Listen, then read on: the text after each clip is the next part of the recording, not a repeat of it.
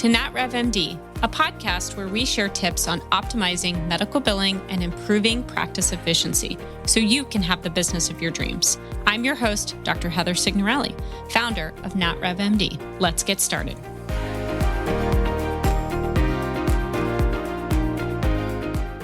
Hi guys, welcome back to another week of the NatRevMD podcast. So this week we are going to be answering a question I got from a client and somebody that I've actually known since medical school. And her question was really around just how to think about whether or not I want to quit or drop insurance, right? So basically, how do I evaluate if cash pay is right for your practice? So we're going to talk all about that this week and really just kind of think through the things to look at, the metrics to review, the pros and the cons to weigh, and really to understand if this should be something. As you guys know, we are a healthcare medical billing company. I'm a physician by background, been in the business side of medicine for over 10 years now, and we have over 30 practices that we do billing for today. We have 70 plus employees and such an amazing, incredible team that I am grateful to work with every single day. And of course, if this has been helpful to you, please make sure to drop us a review on anywhere you're listening to this podcast. Share it with a friend. All right, back to this episode all around should you drop insurance and go cash pay? It is, of course, tempting to imagine a world without insurance and not having to deal with it. And I have seen practices who have done this successfully, and I've seen practices who have regretted this.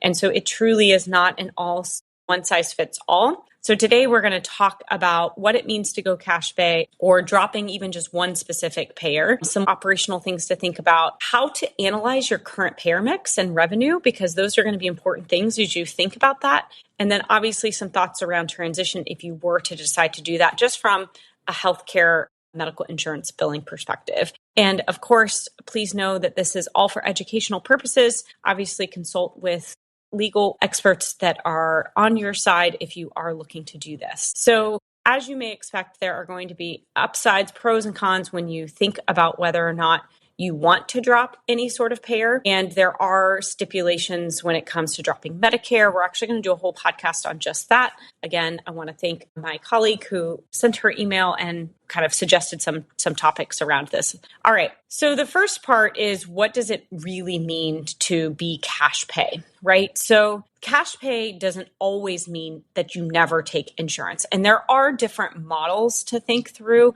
if you are trying to figure out, am I going cash pay or am I doing an admin fee, etc. So obviously one option is to be out of network cash pay. You're not contracted with any insurance company. And so the patient pays up front. Maybe you provide a super bill for them to get reimbursed. Maybe you don't even do that. And you are not in network with anybody, right? So everybody is coming to you. They are signing a form that says, this is cash pay practice. We are not billing insurance, and they just have to assume that this is a cash pay practice. And so that is one option, and obviously works well if your patient base has good either out of network benefits where they are able to submit that if they want, or it's an affluent population who's okay with paying cash.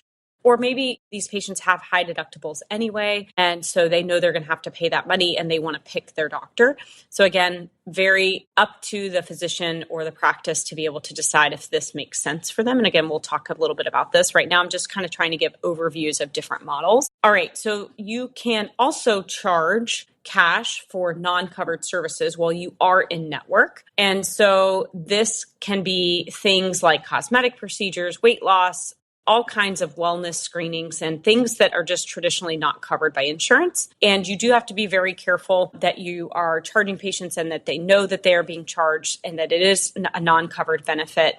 And there are forms and fee schedules and compliance that you want to take if you are going to go this route. You can also, obviously, if they're Medicare patients, you're going to want them to make sure that they're signing an ABN form, right? A benefit of non-coverage form. So possible to do, just need to make sure that everybody's aware you are charging for something that is not covered. I would say Adjunct to this is practices that want to charge an admin fee or some sort of VIP fee. Again, you are charging for non-covered services or additional priorities. And I do have a podcast that talks a little bit about that, so go check that out. But really important for you to understand that if you are staying in network, that there are regulations around this. And so you just want to make sure that you're abiding by that. And obviously, with any of these models, it's really, really important for you to clearly communicate pricing. You've got to train your team to explain those options, and so they understand. And then, of course, staying compliant with regulations, especially those Medicare rules. All right. So we all know that insurance is a pain in the rear end. I run a billing company, as you guys know, so we see it firsthand, right? And it is annoying, right? There's all of these eligibility issues that patients have. You've got to do eligibility checks. You can do a really good job if you have a really good team. And if you have patients who really are compliant and you've set the rules up with regards to making sure that they're paying up front, that you have credit cards on file, and that you have an insurance team that is fighting over that they are. Oftentimes, this can work and be really great, but there are other times where physicians are just saying, you know what, I'm done. And I think I have the patient base and I think I can make it as a cash pay practice. So again, all of that is something that you need to weigh and look at your metrics. What are they currently looking at? How much is it costing you to be insurance based? And will your patients actually be all cash pay? And so if you are running a business that's trying to collect from payers and costs are rising, this may be something that you are thinking about. So today we're going to talk a little bit about the framework to think about how to determine if it makes sense. So we're going to go through several step process for you to think about this, right? So obviously, first and foremost is you want to look at your current payer mix, and you're going to want to look at a report showing several different things, right? So you're going to want to look at your percent of patients by payer. You're going to want to look at your percent of revenue by payer, and then looking at kind of an average reimbursement per visit per payer, so that you can really understand, hey, if I were to drop this specific payer as a start, right? Say you want to drop United Healthcare, but it makes up 22% of your patients, and say that's 13% of your revenue, right? Because you either have high denials, or the pay is slow, or they reimburse poorly when you look at your whole payer mix, then you want to take that information and then understand, okay, if I were to drop United Healthcare, and we'll get to dropping like all payers in a minute, but say we just want to think about dropping United Healthcare, understanding, okay, I've got 22% of my patients. So if I see 100 patients a month, obviously, or 1,000 patients a month is probably a better number, 22% of those are United Healthcare, but it's only 13% of your revenue. But dropping those means you are going to have a loss of 13% of your revenue unless you can fill those patient slots, right, with either other payers or with cash paying patients. And so those are going to be the things you're going to want to start and actually put numbers down on a piece of paper. Please, please do not drop payers unless you run the numbers. The last thing you want to have happen is you just drop the payer and then you lose that revenue, and then you can't make payroll, or you can't pay the fees on the rent. So step 2 is project the impact if you drop that payer, right? So how much revenue are you at risk of losing monthly? How many patients might stay and pay cash? Could you replace those patients from other better payers or a self-pay model? So obviously, you're going to want to think about all of those things and actually maybe even talk to some of those patients. If you do drop United Healthcare, would they stay cash pay? Would they be in a situation where they're able to afford that? So step 3 is then going to think about cost per visit versus reimbursement. So how much does it cost you to see a patient from a day-to-day perspective? So you think about your rent, your payroll, your software, all of the expenses, and how much does it cost you to see a patient? And then look at what are you getting paid on average per patient by payer. So if it costs you $85 a day, $85 to see a patient, and the plan pays you $72 on average, then that's a loss. Obviously, you have to think of it both it being a loss on a per patient basis, but then also could you make up that revenue by other payers or by cash pay services? Market demand is a big part of this, right? So are patients in your area used to paying out of pocket for care? Are they used to paying cash, basically? Are you a high demand specialist in the area? Can you position your care as a high enough value to justify them paying cash? there's dropping one payer. Obviously, you can always try and renegotiate and threaten dropping them if they don't come up. But again, you have to think of the consequences of being able to recapture that revenue. So another thought is if you're dropping all insurance, right? So then you've got to really think, okay, I'm dropping all insurance. Can I cover the overhead with what's left that I need to pay in order to, once you get rid of billing expenses, et cetera, or maybe additional staff that you have on staff that are helping you with insurance. You could always start with one poorly performing payer, moving just to one, adding in one service line like a weight loss or aesthetics or some other cash pay, or seeing if those patients would stay cash pay. But highly recommend modeling that out and being prepared to have a drop in revenue and make sure that you can handle that from a practice perspective. Obviously, thinking through some sort of subscription model or adding a VIP admin fee is a thing that practices are doing. You could add in a wellness service that patients could come and do, and making sure that that's a non-covered benefit, and then having patients sign and add that in is another way for revenue.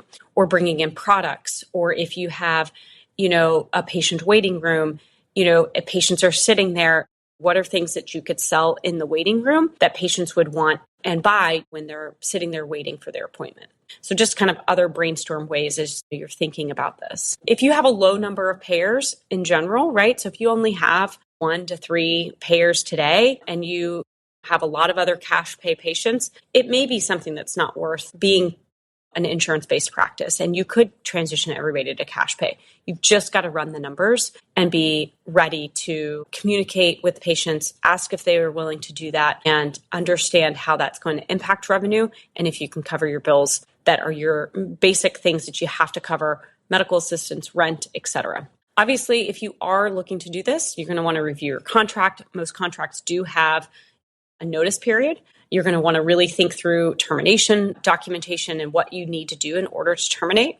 You're going to have to notify patients and have a plan around that proactively, creating clear emails, phone scripts for your staff that you're no longer going to be in network and that you can either continue with us as self-pay or switch to another plan potentially, although that's difficult from an employer perspective if you get your benefits from an employer or if your patient does. Obviously, you can offer alternatives, make sure you have a pricing sheet, really help them understand what out-of-network reimbursement looks like if they are going to submit super bills, offer any sort of prepaid discounts or payment plans, lots and lots of training around this with your front desk if you are going to move that direction, even if it's just going to be one payer. Lots and lots of stuff around this. Again, it can be doable. It can be worth it. You've just got to really understand your metrics, prepare for that dip, and then a recovery plan around how you're going to increase patients from other payers or increase cash pay patients. So you're really going to want to understand that value proposition to provide to those patients. Really, as you think about this, right, there are pros and cons to this, right? So some of the pros of dropping a payer or moving to cash pay